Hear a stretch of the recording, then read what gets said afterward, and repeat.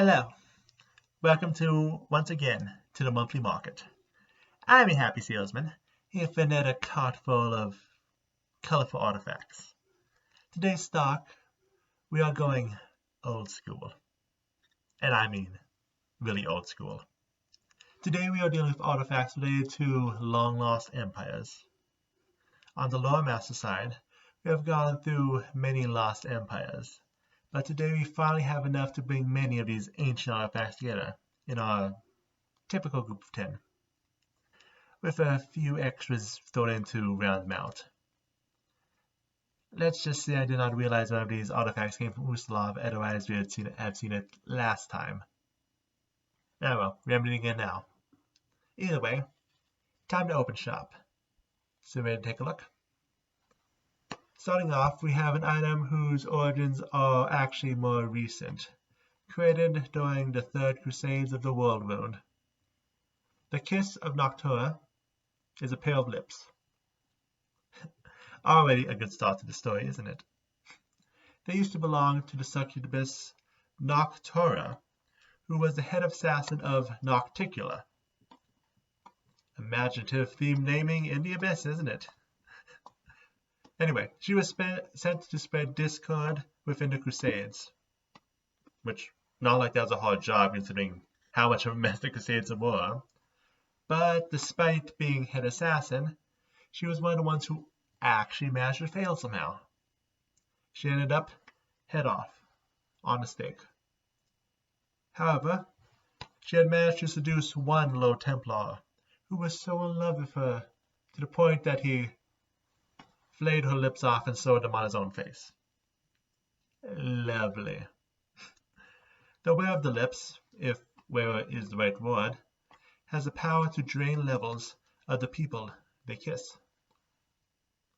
They can also communicate with those they kiss telepathically. I guess they ask if it was good for them. The only way to remove the lips is to, well, remove the lips. This is only the first one, and it's already this crazy. But that was not too long ago, so that would just be a warm-up. Let's go back further, all the way to the Jiska Imperium, with the Ring of the Wary Sky. One of Jiska's fortresses, known as Jizun Citadel, was accidentally built on a crossroads of several planes, which, considering how much they like to play with outsiders, the place became a place of great experimentation, until the sky broke into a giant portal. Hey, World Wound. There is some order to how I pick these. Anyway, elemental magic became unstable, so many of the people there left. But some stayed, including a man named Mafat al-Haldin, and his ring, which had the power to charm elementals, now known as the Ring of the Wary Sky. However, when the war with Assyrian came about, Ahriman and his Div army found the Citadel an irresistible target. Mafet challenged the demigod directly. He did not stand a chance, and the Citadel was leveled to the ground. Now, the possessed ring sits in the deserts of Rahadam, the markings of an enemy to all elementals upon it, for anyone who would dare to take the charming ring for themselves. Speaking of the war between Jiska and Assyrian, the pharaoh at the time, the Pharaoh of Forgotten Plagues, has an item on today's cart. The legendary Bottle of the Bound. The man wanted an army of fiends all his own, and created a maze in which to keep them, and a bottle to act as a medium. The bottle worked using words of power, now long lost to time. The first word would open the bottle, allowing fiends to be summoned. The second word bound the fiends temporarily as familiars. And the third word put them back inside when they have served a purpose. It was a good plan, but it failed. You see, one of the fiends was a full demonic harbinger, Ziliskar, the Bitter Flame. Demonic harbinger of all the different ways you can light someone on fire. The Pharaoh's army was the one who ended up getting burned, and he had to ask a powerful Ifrit to get the door to the prison closed. Long story short, the Pharaoh never actually opened the ball after filling it full of fiends. So there is a chance if one figures out the magic words, they could have a fiendish army for themselves. Or an angry firebrand wanting to have a few words. There are actually a few more today from Osirian. So next let's go with the legendary Praenomen. Wahanet II, known as the Violent Pharaoh, found her reign at a constant threat of rebellion. So she tried to craft the various magic tools that she hoped would help her stay in power. Instead of actually in the country to stop people from wanting to rebel, but why do that when you can have more cops? Anyway, the Praenomen was the strongest of the tools she made, giving someone working in the name of the Pharaoh inscribed upon it a +4 in diplomacy and intimidation, +2 in armor bonus, and the ability to cast gas and heroism. However, despite her tools, the Violent Pharaoh was stabbed in the back by her sister, who was delighted to find that she could transfer authority of the amulet by changing the nameplate. Transfer of the tool from one of the Pharaoh's most loyal servants to another became just another part of bloody coups. Well, bloody coups. Coups is the correct way to pronounce the word. Bloody coups, until mercenaries killed the last holder of the amulet, just months before the fall of Osirian. Now the current government would give a hefty reward to anyone who gets their trinket back for them. If they want to give it back, that is. Speaking of the end of Osirian, Run ruler Jadis-Vel became obsessed with disease in the declining years of the nation.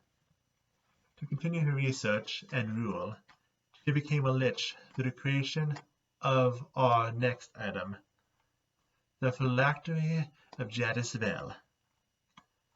Every lich raises differently. She achieved her death through infecting innocents with disease, before accidentally killing herself without realizing it. The phylactery being created by complete accident. The Pharaoh, now known as the Desert Plague, ruled for centuries, until Kelish, specifically the color of the Dawnflower, put her down, and Osirian along with it. But the phylactery still lives, even in pieces. One holding a piece will find themselves pulled towards fighting the others, and with whispers in the ear of the knowledge of Jadis-Vel, to the path to achieve lichdom themselves. Because the Desert Plague needs only one thing to return to the world: a new body. So she pushes those who find her last treasure to make one for her. Might best stay away from strange crowns in the desert. For that. Next, we move up to Tassalon. More or less. We have information on some of the rune lords trying to find this next artifact, but we don't know for sure where or when the artifact known as the Scepter of Ages first appeared. We just know that mysterious people bearing key-shaped staffs have always been a sign of coming progress on Galorian, or of finally having a sequel from Disney. The scepter gives control over time, draining away a year of life for every damage it causes, with 2 years of life on a crit. It also allows one to open portals in time. With the better control one has over the scepter and its power, the closer one actually gets to actually reaching their intended goal. Of course, time travel is a messy topic, leaving the mechanic of how it actually works to one of the most unpredictable forces of nature, the DM. It's like a wish, just time-based. Wish you luck. Watch out for Hounds and Tindalos. Now let us talk about more Lost Kingdoms, specifically the 1,000 related in part to a single artifact, a sword named Briar. The story of this weapon begins in the First World, Land of the Fae. There, a nymph by the name of Nerissa became lover of one of the eldest, Count Ranalk, and declared herself equal to her plains deities. Yeah, big mistake. They rounded the two up, exiling Randalok, and turned the emotions from Nerissa, crafting them into the sword Briar, and hiding it upon the material plane until the day she brought about the ruin of 1,000 kingdoms. Briar itself is a simple weapon, a +5 cold iron Vorpal bastard sword, specifically crafted to give all Fae a run for their money. It is a strong weapon, but maybe stronger if used differently, aka play Kingmaker. Spoilers, by the way. I say as if I try to avoid spoilers in lore videos. Now another not quite dead country we talked about. We have one which is undead, Ustalov, and the one that I missed because everything about it screams Varisia, Trailwalker. This is a Varisian Capenias, a family story scarf, built to include a blade, a la bladed scarf. The two are often found together, by the way. The first belonged to one of the two brothers of the Vasilescu,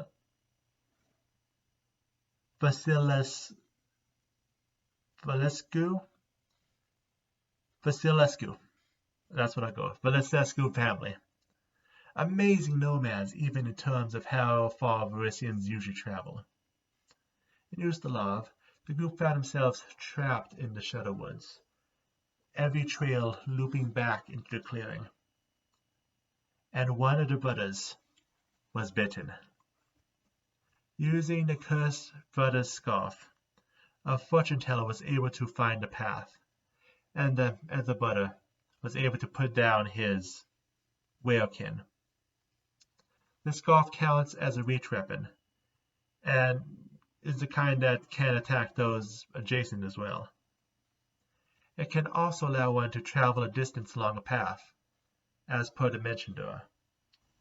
However, one quality of the bladed Carpenia is, because of its history of kin killing kin, it serves as a lure to any local were creatures. You might want to stay the path. Now the next one is less about a single dead country and more about an ender of countries, and an item specifically created to try to bring an end to the Tarrasque. The Staff of Elemental Castigation. When the beast clawed its way from the pits of Gormaz, not Gosra, like the Loremaster kept saying last week, but Gormaz, he brought an end to many countries, from Kalesh to Wahadom. This Staff of the Magi was specifically created to specialize in summoning elementals, and it called down melee elementals to strike at the beast. However, even this was only enough to drive the creature into the ground, forcing the nameless user to break the staff, the explosion being what finally trapped the beast. But the staff had a special power of not dying, reforming into a new staff after the beast was lost on the ground. Where could the staff be now? Some say it's in the hands of the Thune family, while some say it still lies by the Armageddon engine itself. Regardless, this top-shelf artifact is one responsible for putting one of the world's greatest monsters on their back step, so any collector would kill to get their hands on it. To end off, we have an item from a fallen empire that still exists today. Kind of. It is our old friend Galt, and the item is known as Jorngarl's Harm. As many who know anything about Galt would guess, this blade started as a final blade, the legendary sign of fear throughout the country, gilded blades with the power to trap souls within them. One of these blades, nicknamed Toothy Morris due to how chipped it was stolen by a group of frost giants, led by one named Jorngarl, who changed the weapon into a great axe of the +2 Vorpal variety, which retains the power to trap souls. Just a reminder that the cities of Galt are not the only places one needs to worry about when sticking their neck out. Easy joke is easy. And that is the last thing on my cart. Not going to be coming around again until the rise of the new year. To tell you the truth, same with Galarian. We will be getting a truckload of lore this coming month, but it is going to be a little separate thing. Hope you all enjoy what we have for store. But until then, hope you enjoyed my wares. Hopefully you can use them in your games. And have a good rest of the year.